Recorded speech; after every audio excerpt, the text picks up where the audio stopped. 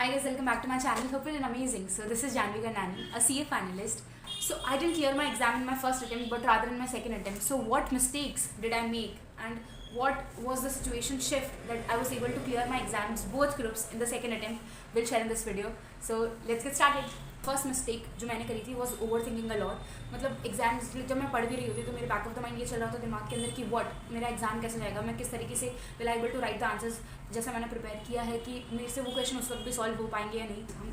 हम ये कर रहे होते हैं अब रियलाइज़ करके हम बहुत सोच रहे कि एग्जाम कैसे जाएगा. ये एग्जाम जाएगा अच्छा जब आप अच्छे से पढ़ाई करोगे, लास्ट का एक हफ्ता है, बहुत अच्छे से उसमें मेहनत दोगे, अपना एफर्ट दोगे, तभी एग्जाम जाना है.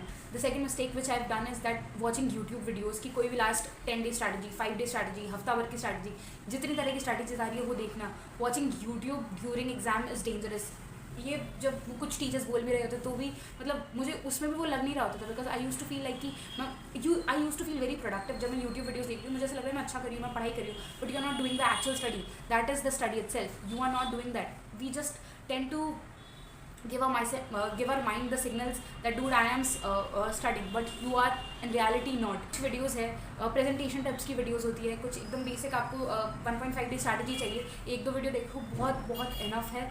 मतलब don't get into this loop of watching too many videos. So the third mistakes which I have done was not solving enough questions, which is the requirement of the subject. जैसे as per in accounts and costing कितनी variety के question बन सकते हैं कि जिनकी limit ही नहीं है. And also in FM. So these 3 subjects I guess, इनमें बहुत प्रैक्टिकल क्वेश्चन की अलग अलग वैरायटी बन सकती हैं, काफ़ी तरह के क्वेश्चन बन सकते हैं. तो फर्स्ट जो मैंने मिस्टेक इसमें करी थी that I didn't solve the question much. मैं मतलब ऐसा जब मेरे जो नोट्स थे तो उसमें ऑलरेडी सॉल्व किए हुए थे question, and I just like this when I was revising also during the 1.5 day time. और जब मैं लास्ट में रिविजन कर रही थी तो मैंने उसमें मतलब इतनी just I was just doing from ऊपर से, एंड मैं एकदम इन डेप्थ क्वेश्चन सॉल्व ही नहीं कर रही थी. एंड उससे हुआ क्या, ड्यूरिंग द एग्जाम जब वो सेम क्वेश्चन आया भी, I was not able to solve the question, I was not able to get through the answer, because I was missing some steps in between. And which is the basic thing that happen जब आप ऊपर से question करते हो and जब solve करके question नहीं करते हो. It's very important. अब जब लास्ट के कुछ 3, 4, 5, 6 दिन है, जितने भी अकाउंट्स है, कॉस्टिंग है, मेक श्योर दैट आप इनके कुछ क्वेश्चन हाथ से मिला के जाएँ, क्योंकि तभी आपका हाथ चलेगा, आपका दिमाग चलेगा. The fourth mistake which I was doing कि मैंने कुछ सब्जेक्ट में कुछ पोर्शन छोड़ दिया था जो मैं पढ़ के ही नहीं गई थी, and which was the biggest mistake जो मैं करके गई थी. क्योंकि आपको नहीं पता कि पेपर में क्या आएगा क्या नहीं आएगा, बट मेक श्योर दैट आपको थोड़ा नॉलेज हर सब्जेक्ट के हर पार्ट का होना चाहिए. जैसे मेरे साथ ऐसा था कि मैं ऑडिट के अंदर कुछ चैप्टर्स थे, आई वाज नॉट वेरी श्योर कि मुझे वो आते हैं नहीं आते, तो मैं जब लास्ट का टाइम था मैंने उनको रिवाइज भी नहीं किया एंड मैं चली गई. एंड बहुत ईजी क्वेश्चंस भी कुछ उनसे आए थे, but I was not able to attend those questions, which is very bad, which is very worse. You feel that afterwards. तो please don't leave any chapter. अब बेसिक से बेसिक ये करके जाओ कि मैराथन देख के चले जाओ. उनकी वन शॉट रिविजन्स है, काफ़ी सारे मैराथन्स है, there are multiple things that are available on YouTube. अगर देखना ही है तो ये सारी चीज़ें देखो. Don't leave any topic untouched. Yes, and now the fifth thing I would like to say is that don't stress too much. देखो तुम अकेले नहीं हो जो एग्ज़ाम दे रहे हैं, ठीक है, बहुत सारे बच्चे हैं, बहुत सारे लोग हैं जो एग्ज़ाम्स दे रहे हैं, एंड हमको लग रहा होता है बहुत स्ट्रेस हो रहा है, टेंशन होता है कि हम व्हाट इफ़ पेपर अच्छा नहीं आया.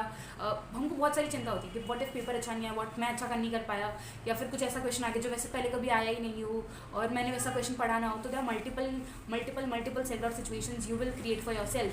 एंड जो ये लिटिल बिट टेंशन है, ये जस्टिफाई करता है कि तुमने मेहनत करी हुई है, कि तुमने मतलब बहुत अपना हार्डवर्क डाला हुआ है उसके अंदर. It is very much acceptable that you do this things. So it's very much fine कि थोड़ा बहुत स्ट्रेस है, होना चाहिए. दिस स्ट्रेस जस्टिफाइज कि भाई हमारी हार्डवर्क है ना. तो बट इसमें एक चीज़ है कि इसको अपना ये जो स्ट्रेस है इसको अपने आप को टेक ओवर मत करने दो. और ऐसे बहुत मतलब 1-2 एग्जाम्स ऐसे होंगे भी जैसा तुमने सोचा होगा वैसे वो एग्जाम्स नहीं जाएंगे, बट विच इज़ फाइन, क्योंकि तुम अकेले नहीं हो. कुछ पेपर ICAI वैसे ही सेट करता है, ठीक है, तो वो हमको सिर्फ चेक कर रहा होता है कि मतलब हम किस तरीके से उसमें डील करेंगे, कैसा होगा. जैसे सितंबर वाले में जैसे लॉ का पेपर था, इट वॉज रिडिकुलस. मतलब क्या एग्ज़ाम था, मतलब आई कांट एक्चुअली डिस्क्राइब कि मतलब what was actually going through in the examine hall, because क्या चल रहा था, situation was very intense and stressed out. तो ऐसी सिचुएशन हो सकती है because that time they gives you that pressure. Okay, so please don't repeat these mistakes, and all the very best for your exams.